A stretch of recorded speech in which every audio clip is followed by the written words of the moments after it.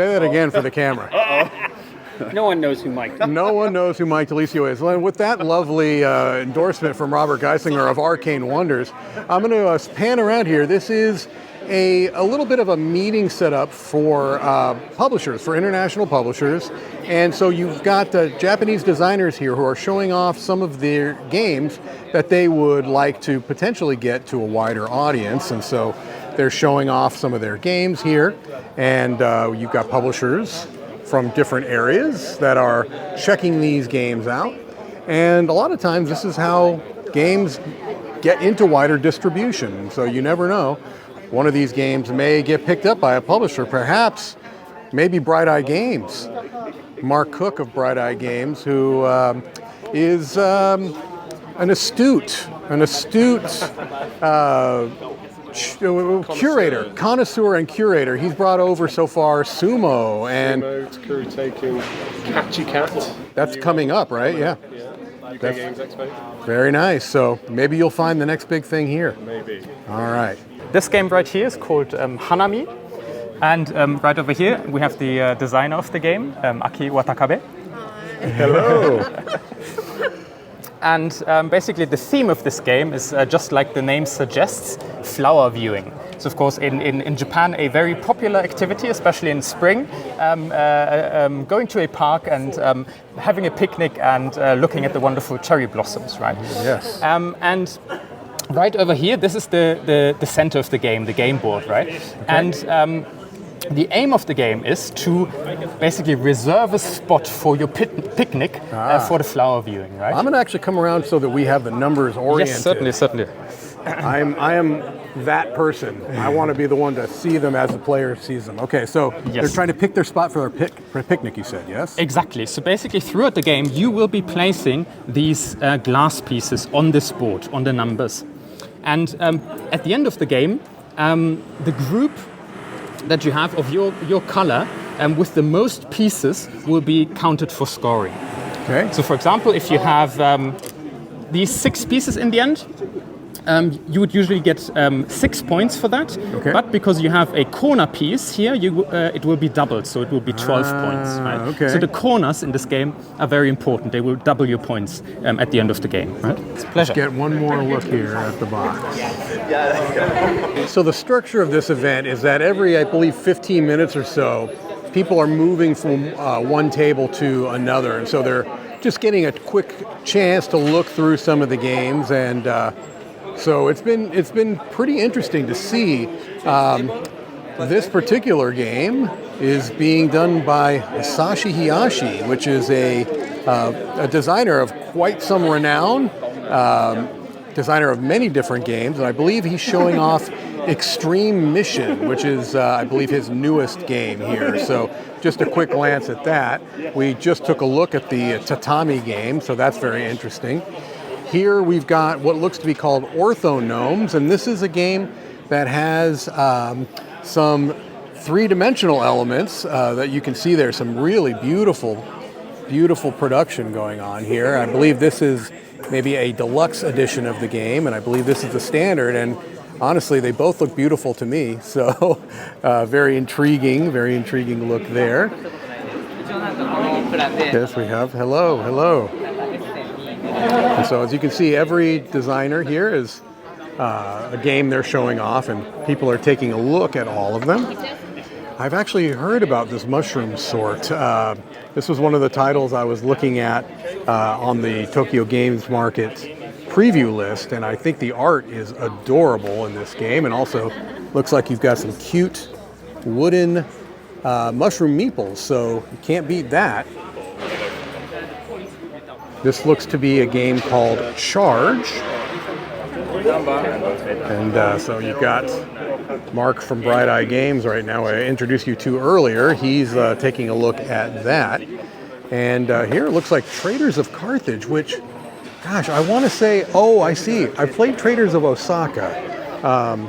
So that game I'm familiar with. This maybe is I don't know if it's a sequel or just kind of in that same world. Okay, I'd actually mentioned this game by Hisashi Hayashi, and so let's just take a quick look. He's actually teaching it to Vital Lacerda. Okay.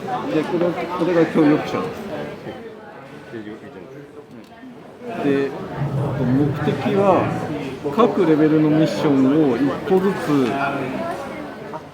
協力型じゃなく対戦です。It's not competitive, and your objective is to get one mission in each level. Okay. でかつこの Yeah, for levels you need to have one mission for each level. Okay. All right, so it's All right. the evening before. Yes. All of the booths are fully set up, as you can see. Yes, we're ready no. to go. No, this is the early Friday night before everything's done, so Yeah. a bit noisy, but already Godzilla has made his appearance, so the guest of yeah. honor. Yes, look at that. That is fantastic. And Yeah. look, this is what people I think are used to, Patrick. Right. When, they see our vlogs at these The conventions. starting time. We always give you this kind of early view know. so you can see how much gets done in such a short period of Exactly. time. And actually, I can tell, usually we don't have like that much time like the night before, so I think this might be one of the first times we've had the big booths even come in the night before. Oh, wow, okay. And you'll notice a lot of these tables, no one's here. That's because for the independent creators, they're still going to come in tomorrow morning. Right. I want to say they come in around 7 or 8 o'clock. So, yeah, so basically the idea is that for these tables, this is basically one of the independent designer / publisher. Just a lot of these are going to be made on a very small scale. And, Yes. And so I'll be quite honest with you, much of my time tomorrow is going to be in this area here because Exactly. so many of the games that I've reserved And that you can I'm see excited like for. every table is just like going to be 2 persons. And so that's one of the things. They have all like maybe 100 copies of one title or something. Right. They all try and sell.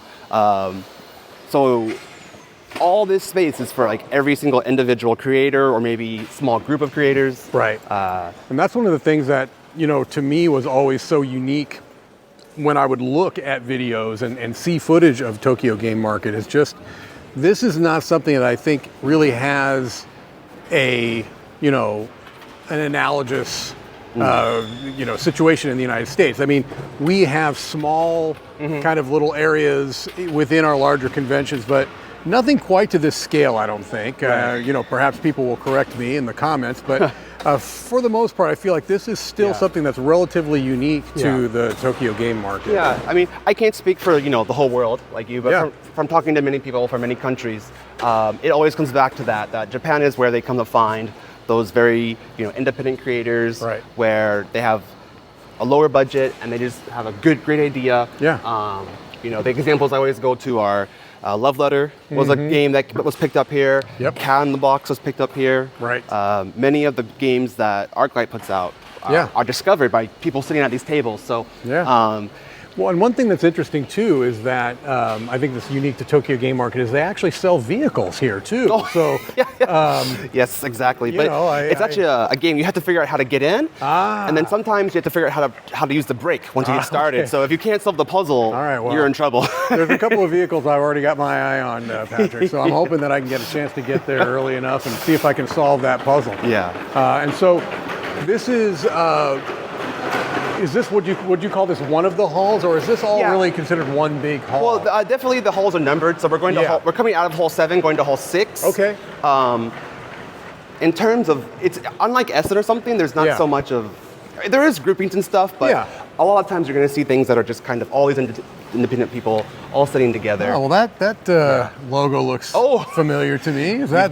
This is ArcLight. Yeah. This is the ArcLight booth, Yeah, and exactly. so the company that runs it, the one you saw the office of this morning. Yes, exactly. So this is, what you've got. So from what I understand, that Steam Power is actually already. Oh yeah. All this is what we're selling. This is a lot of times we'll have the menu in front. So okay. This is what we're going to be selling. So this is our brand new game, Tornado Splash. Yes. This is Martin Wallace's Steam Power. And actually, we were able to get this localization contract because he was a guest with us about a year and a half ago. At the fall of 2023. So we met him there as a guest, and he introduced this game to us, and we were able to from fantastic. that. So, Mike, if you have some games you want to show us, maybe we can. I do. I don't have it yet. Once I get it in production, though, you may be hearing from me. I may be, trying to sweet talk you into localizing some good stuff. Well, I can't be impartial. But yeah, so this booth is going to be hopping tomorrow. Yes. For sure. I hope so.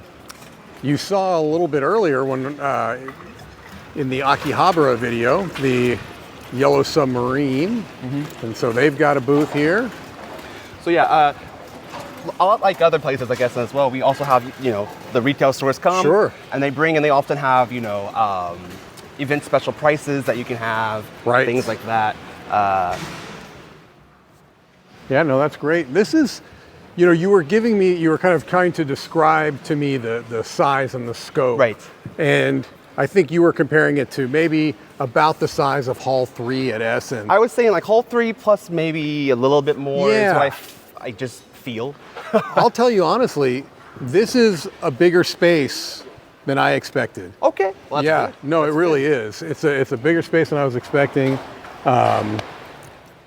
And I don't know, I'll be interested to see Yeah. tomorrow, and I'll obviously have footage of it, but kind of what the walking traffic is going to be like, because I do know, you've been to Essen.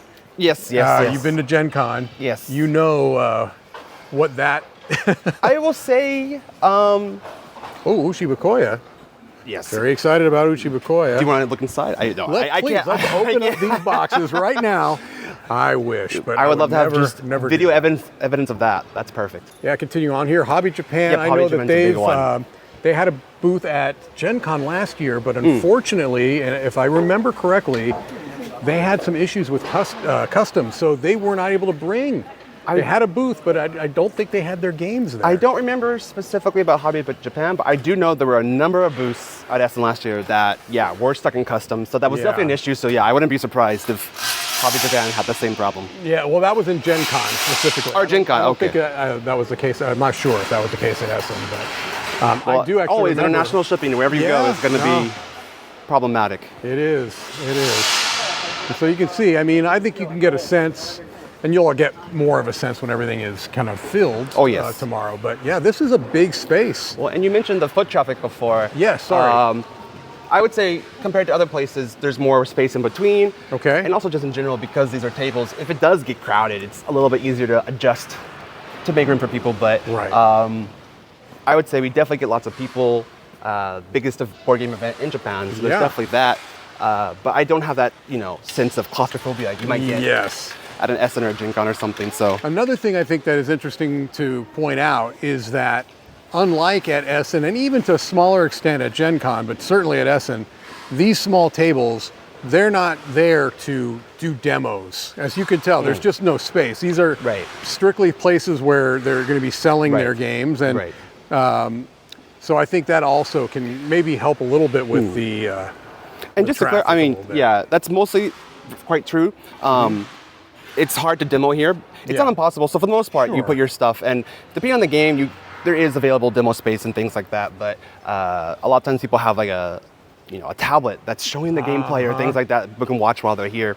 So there's definitely ways that people make do with the space they have. And there's also going to be a free play area, so people can buy their games and then go play them in a different place. Cool. So, that is cool. Yes. Because that also is something that differs depending on the convention. Some are, they make a point of making you have open play space, and then other ones just really don't. Like, Essen, to my experience, there's not really, unless you're playing the games at the booths, which is another thing that's kind of Essen specific, where you can sit down and play a full 3-hour game at a booth, or they'll have, a specific play space.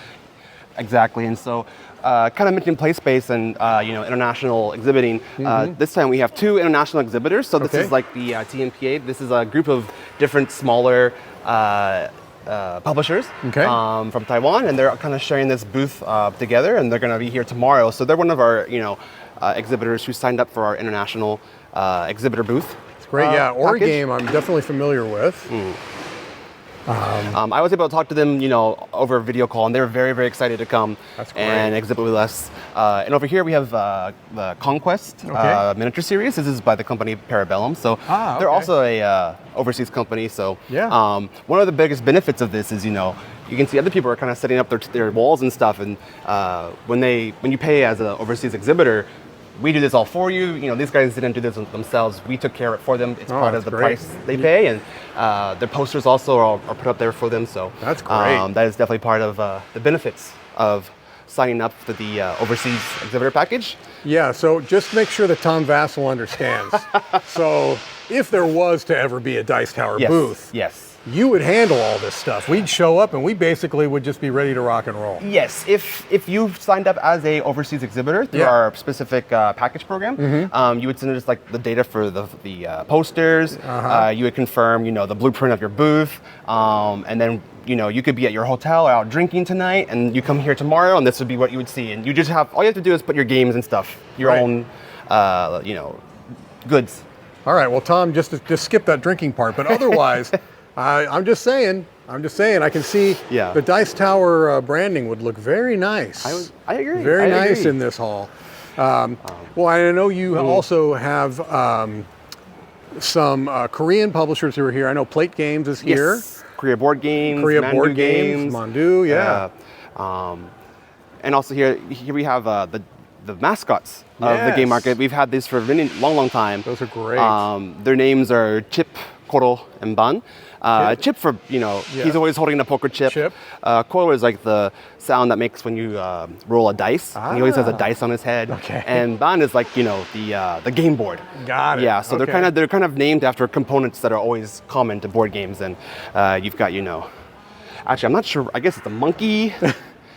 A bear? I would go with bear. Some kind of bird. I still, I'm always kind of wondering what exactly that thing is. Is that their names in the word bubbles up there? Yeah, it says Chip, Koro, Ban. And so he's always holding some kind of board in front of his face. He never shows his full face. That's kind of his gimmick. Yeah, kind of a level of mystery there. Yeah. You never really know what he's hiding behind intrigue. that game board. Yes. And then again, just here is just the general stuff, you know, explanation of game market, the philosophy behind game market, why we exist, and then just the numbering of all the booths, where the bathrooms are. That's very important. Yes. To know where the bathrooms are. It is. And one of the things that's also unique to Tokyo Game Market is that it's a 2-day event, and some of the publishers, designers, what have you, will be here only for day 1 or only for day 2, whereas many of them will be here both days. But they really clearly delineate. So if you're looking and there's a particular game and they're only selling it on Saturday, they make that very clear. Vice versa if it's for Sunday as well. And actually, I'm noticing something on this map that relevant to what you said. Yeah. For the blue parts, it says here that you're able to test play the game. Before you buy it. This one is saying that there's not an ability to test play the game. So you can kind of tell, like if I go here, I'll be able to play the game with the space they have. That's interesting. And the red ones are probably maybe too small for whatever reason, not able to like fully test play the game. Right, and it does look like they're kind of grouped for the most part. You have a couple of outliers here and there, but for the most part, they all seem to be pretty close together. So, okay, well that is... Other more important thing, there's the food corner over here. We have our food trucks. Okay. And I mentioned our free play space, so that's all over here too. So you can get some food, bring the games you bought, chill out. And then we have here our stage where we're going to have Vital, and we're also going to have a Toto from Essen. He's going to come talk about, and Mike, you're going to be there for about 3 or 4 hours for your comedy routine. That's correct. I've got, look, I was going to write an actual routine, but then I thought, look, I'm in a place that has a different culture from mine.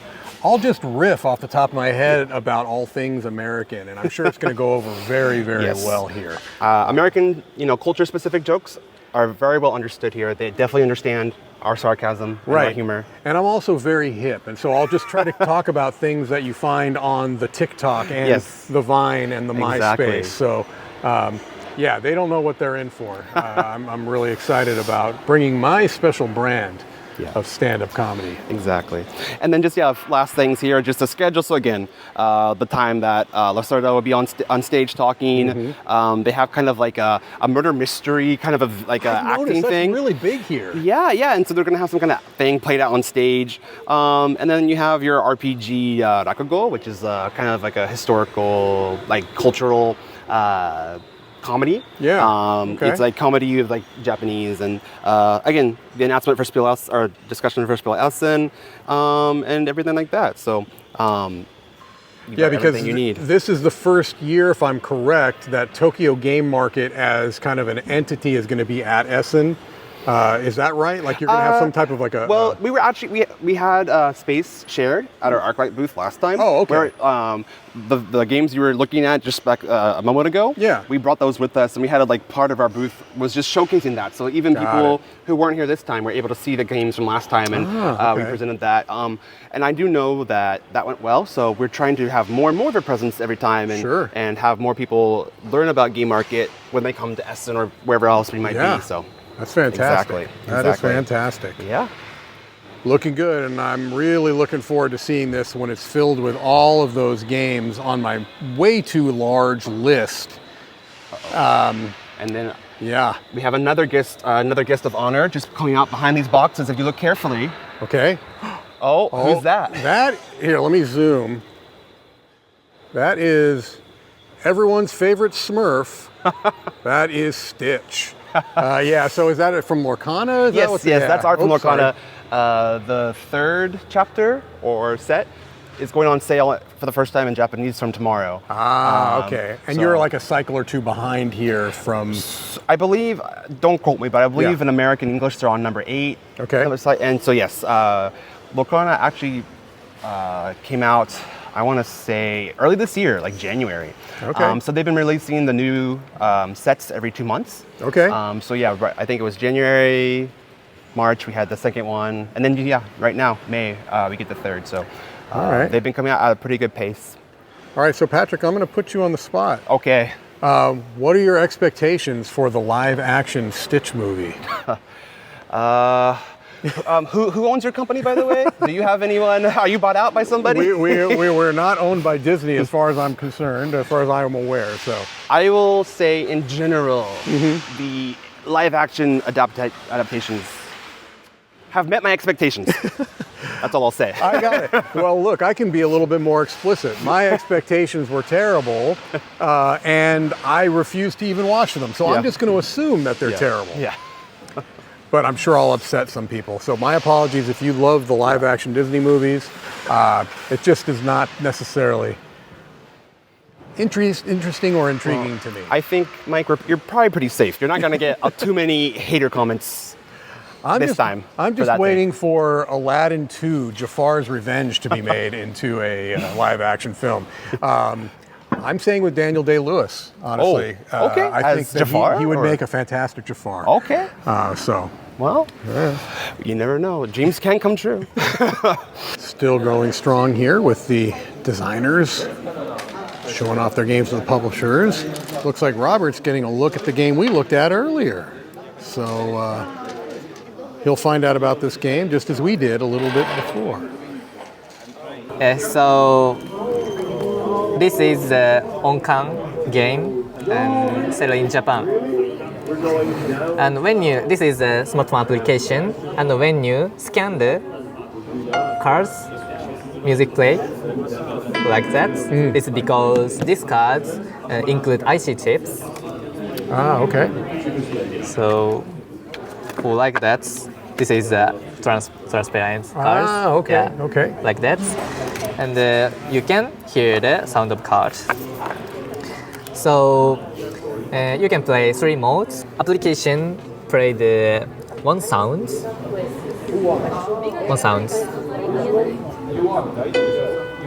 Please guess the notes. I think this sound is this one. Okay. And I guess, and another person guess. Okay. So, なんていうんですか? Rotates. And check. No, it is little lower. Yeah. So next person guess the more higher one.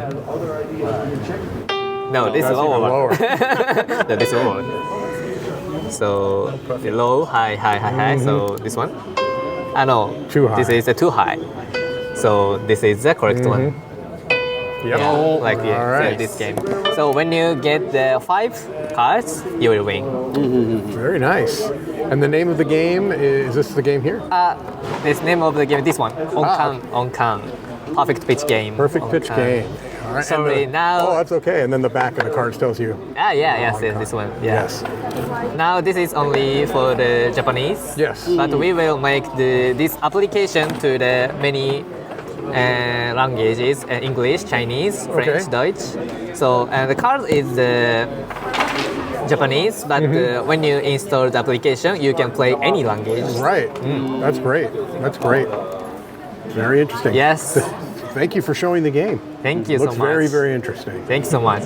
All right, let me give you a little bit of a bird's eye view. This is just one area. This is hall 5 and 6. And again, this is 2 hours before even early entry comes in. So things will be picking up. This is really just people who are working in one way or another. And right here you can see the ArcLight booth. ArcLight are the publishers that run this convention and that were so kind to bring me here. So very, very excited to see things, how they progress. All right, still before things are opening, but you can see kind of the nice little banner that greets you as you walk into the game market. And again, people just hard at work, getting things set up. Still looks like there's a fair amount to get done, but I have a feeling like especially these tables will get done relatively quickly, so we'll see things as they progress. All right, let's just walk through a couple of aisles here while people are still setting up, so I'm not going to be, So this is definitely the time when people don't want you to talk to them. Yeah, exactly. Everyone's getting set up. But compared to yesterday, you can see it's much busier. Oh, yeah. And you can start to see the amount of space everyone has for their stuff. Absolutely. But, they definitely make the best use of the space they have. They really do, yeah. And thankfully, a lot of these games are of relatively small size boxes and things along those. Hello, how are you? I told you you'd be recognized. No, I knew you would be. I refuse to believe. There must be another Mike DiLisio. I would say you are the most popular Dice Tower crew member in all of Japan. I think can you please say that again? The top ranked. Okay, wow. Of the top 100 Dice Towers staff, you are number 1 in Japan. Look, Patrick, I would argue with you if I could, but I'm going to assume that you are correct. Trust me, we've had a lot of discussion in many lists, and the audience and I and everyone else all ranging number 1. That is very kind of you. Actually, Gin Crafters is a game that's actually been reviewed on the channel. I believe Tom reviewed that one. Planetpeda. I've heard of this game. This one's really cool. It uses magnets and stuff. Yeah, that's pretty nifty. That's pretty nifty. Hello. All right, continuing down, we had a little chat with somebody, but we're going to come back and have an actual interview, I think. So up front, I've never seen this game before. I'm not sure. This is the kind of weird, obscure, no one's ever heard about a game you find. I don't recognize these characters at all. Are these Pokemon? I believe that's a mole, right? Maybe like Matt Mole, I think might be his name. Yeah. Right. I mean, the art's great. It's very cute. Yeah, it's a very, very impressive. They should make movies about these things. I don't know. They almost look like they're tailor-made for movies, right? Exactly. Yeah. So Disney Lorcana obviously is a very popular game in the United States and in Europe and also in Asia, here in Japan. Yes. And we talked, I think, a little bit about this on a previous video or earlier in this video. Hey, I'm going to let you in behind it with a secret here. I'm going to be editing all this later. Right. So I don't know what's going to be when, but... Are you going to edit out this part too? So I they will don't edit out this part It's going to be that much of a secret. Right, exactly. But yeah, this is something that there's just like a little bit behind as far as like what release they're on, only because they're in the process of translating it. Here is the Itten booth, and one of the games I am most excited about Look at this. Wow. is Hits and Outs, and look, they've got a giant version of Hits and Outs here. Are you sure this is the giant, not the normal version? I don't think so, no. Okay. I think that Itten tends to have much smaller games. Now, I will tell you, I am willing to get a second piece of luggage if I can just bring this entire table back with me. I'll just have this. I mean, even complete with The gigantic sign. I don't know if my ceiling will support that. It could be a but carry-on. It could. And All right. here's another cool thing. Yeah. With this, they have, I guess, you can choose the team. Right. The team you want to try and play with, and you can like choose your stickers, and people Yes. will vote throughout the event. And at the end, they'll be the one with the most stickers will be the event or the team that is like voted as the best. Now this is tricky for me because I'm called to a couple of them. Number one, I like the marine octopi because I like water creatures. But I think what mine would be is Ninja Masters, and that's because it is named after a game by Dr. Rainer Knizia. Well, there he you had go. a game called Ninja Master, has a game called Ninja Master that Itten does, and so I think if I have to choose my team, Patrick, do you have a choice? Well, I was also going to go with Ninja Masters. I like that. I was stuck between Kappa Bros and Ninja Masters, but if you're going to go that way, I'll go that way to support yours. Yes. But now I know, if we want to get good reviews from you, we just have to name our games after games by Dr. Knizia. Yeah. Here's the actual scope and scale of hits and outs here. So you can see slightly smaller than the one they have on display there. Gravity 3 is another game that I am excited about. We actually covered this on the news. And so I think out of all the games we've had for a while, these are the ones I've seen a lot on people's like wish lists and on like a BGG and the preview page and stuff. So I think these are the games that people buy the early entry tickets for. I believe is to get stuff correct. like this. Yeah, I think Itten will be very popular, of course. You also have some people that are selling used games. So like in other conventions that you'll see at Gen Con and certainly at Essen, especially at Essen, you see people that will be selling used copies of older games. Speaking of that, this is a Book Off. Book Off is like the biggest like used goods store in Japan. So a lot of it is usually books, manga, DVD, CDs, things like that. But some of the bigger ones will also have board games. And so obviously they bring those here and they're here every year selling used goods or used board games. And just like in any event, you can often find like some rarities in here, some English versions of games that were sold years ago. So there's all kinds of fun stuff to look through here. That's pretty cool. I know that there are some people that those are their favorite booths to go to, honestly, because like you said, they may find something that is a hidden gem or. You have these bags here. These are like grab bags. You don't get to know what's inside of it. But it looks like you get some 5 games, 3 games, something like that. And you take it home and you find out if you got a masterpiece or a dud or treasure or not treasure. I'll just stop at that. Oh, here's they're going to be setting up the large versions of games over here too. Big Game Park. Is what they call it. They've already gotten Wonder Game or Wonder Bowling. Sorry, started over here. Another Itten release, and you know my love for Wonder Bowling. I already reviewed that on the channel. And then you've got a giant Tokyo Highway that's going to be set up here soon. So this is definitely where we want to promote like the family aspect of the event. Bring your kids. Maybe they're not so interested in some of these games, but who doesn't want to throw a big bowl at some pens? What child is not going to be interested in that? And I also, sneaking back there is a giant Viking seesaw, but we'll wait till later to get a better look at that. And if you want to play, that's totally fine. If you want to... Patrick, I can't tell you how much I want to play the giant version. Okay, we can use that video and then we can use it as blackmail later on. That's another Rainer Knizia game. Oh, looks like we've got some clothing items here. That's cool. It's very thematic, it looks like. It is, this is pretty intense. I kind of feel like I'm in 28 Days Later. Good stuff. All right. This looks like maybe an RPG type of a thing. Here we've got the All Play booth again. And they've always got some good stuff. And, All Play is... I mentioned before, I think Joe over here is doing like an amazing job. Like he's one of the only people I've seen so far who like puts in all the effort to get all of the games he brings here fully translated, like officially. That's amazing. He gets through the language barrier on his own. Like I haven't seen so far another publisher go to the extent that he has. So it's really, really cool. Wow, that's fantastic. All right, I think another booth that a lot of people are going to be excited about is Oink Games. All right, Oink Games is really established quite a presence internationally. This is one I talked about here. This is like it's not out yet. This is just the box. This is an exclusive release that is a re-implementation of Souvenirs from Venice, and I think it's It's something specific to this area, actually, Patrick. It's something to do with fair trade.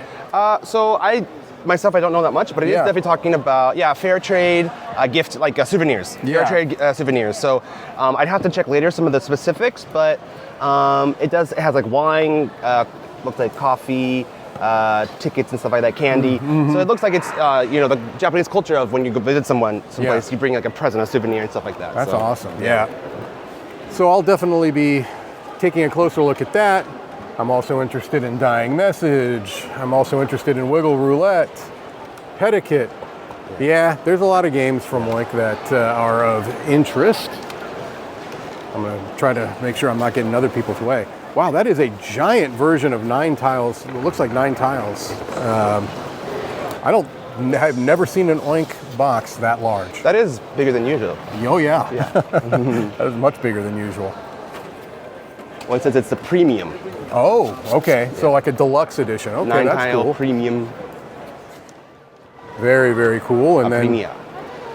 another thing I noticed is that they've got like a 6-pack. I'm not gonna get closer to not getting other people's way, Right. but it basically is like a little. You can put 6 of the regular Oink style games in there, and it gives them like a nice little display as well. All right. All right. And there you have. So many booths. And I'll get through some of these other areas as well in the future. Hobby Japan is a publisher that has been at Gen Con for sure. Definitely. They were there last year. They also are one of the higher profile Japanese publishers. And they also do some localizations. As you can see, a lot of these titles are familiar. We've got a LARPing area over here already going. They're already going. I guess they just can't wait. Wow. We're not starting for another hour or two, but It's never too early to LARP, Patrick. That's what I always say. it's almost like they live in their own world, you know? It's almost like that. Man, check out some of these outfits. That is really impressive. You love this kind of love of fantasy, love of this kind of stuff, breaks all boundaries of culture and language, right? And everywhere you go, people love this stuff. That is very, very cool. That dude's got that battle axe. Yeah. Now, did you bring your suit of armor, like I asked you to? Or Patrick, it was so close. I had it ready. It was packed, and something happened on the way to the airport. I don't know. Maybe it fell out of the car. The short answer is no. I do not have my suit of armor. Maybe I can borrow one of theirs. I'm sure they have something that can fit you if you want to try it out. I hope so. All right. Just kind of getting a nice little overview. Oh, that one caught my eye because it's the same piece of art that is on the cover of, I want to say Classic Arts. Oh, okay. So they obviously that is a established piece of art. Right. But it was also used as another box cover. I'm going to get out of the way of them. All right, ready? 3, 2, 1. So this is kind of cool. They're here. They have these divided by player number. So this is 1-player games, 2-player games, 6 and above, 4-player games. That's really cool. That's really handy. That's very smart. Actually. I don't have to do the classic look at the back of the box over and over again. Yes, exactly. This is the game I've been really interested in. Here we've got Bahir. I see you walking by here yesterday. I walk everywhere. I was here yesterday. Trickerous. What are you from? Sorry. LearnBridge Online. Okay. I'm the designer for Well, I definitely know this. So I no way. don't know your face, but now I know your face. Yeah. But I've heard a lot about this game. So Amazing. Yeah, I have played it. And I'm excited. Well, my question is, all right, because I think you were doing pre-orders. Yes. Do you still have stock left over? Yeah, so I Okay. have enough here for this weekend, hopefully. Okay. But the game is now available at a few online retailers in the US, UK, Europe, starting today. Okay. Wow. So hopefully Okay. Because once we can start buying games, I think you're going to be one of the first places I come to get something. So Please. I've been seeing a lot of good news. I want to get your info to Okay. hold you to it. Okay. Here we've got some of the Taiwanese publishers here. We've got Homo Sapiens Lab and Emperor S4. I've been a fan of many of their games. We've covered some of them on the channel before, for sure. We've got some of the newer ones here. Like, I know that Castle Raisers is new, and it has a really impressive table presence. But I'll come back here once things are open a little bit and get more of it. But as you can see, not strictly Japanese designers. You've got a lot of different. You've seen American designers with All Play, Taiwanese, certainly Japanese, but I would imagine that the goal is to make this as international a fair as possible. I think that's part of the reason why I'm here, quite honestly, is to kind of promote the idea that this is a game fair for anybody. And whether you have really delved into some of the games coming out of Asia or not, there are some fantastic, incredible designs and work being done. Speaking of, we just happen to be going past Eternal Decks, which this is coming from Trick Takers Games. I have not reviewed it on the channel yet, but I'm going to be. I'm just going to tell you that this is a really, really interesting cooperative card placement game. It's not a trick taker, which is ironic since it's coming from Trick Takers Games, but it is a really interesting game. And then King's Trick Takers, which I have reviewed on the channel, and it's one of my favorite trick takers of all time. Ooh, I like the look. We got a bonsai that is on a bit of a lazy Susan. Oh, we got a water timer. Bossa, I believe, has been reviewed on the channel by Tom. I'm almost sure of it. And so we're going into hall 7 and 8 here. All right. And things are getting very close because I think, what time is it, Patrick? I think it's, oh, you're not on. 10:43. 10:43, so okay. Okay, so look, 15 minutes or so before the early attendees can come in.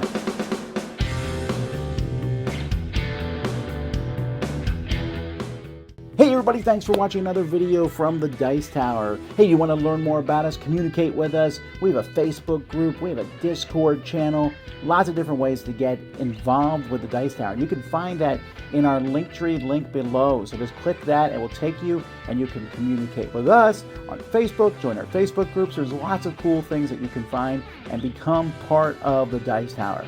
Thanks so much for watching. I'm Tom Vasel.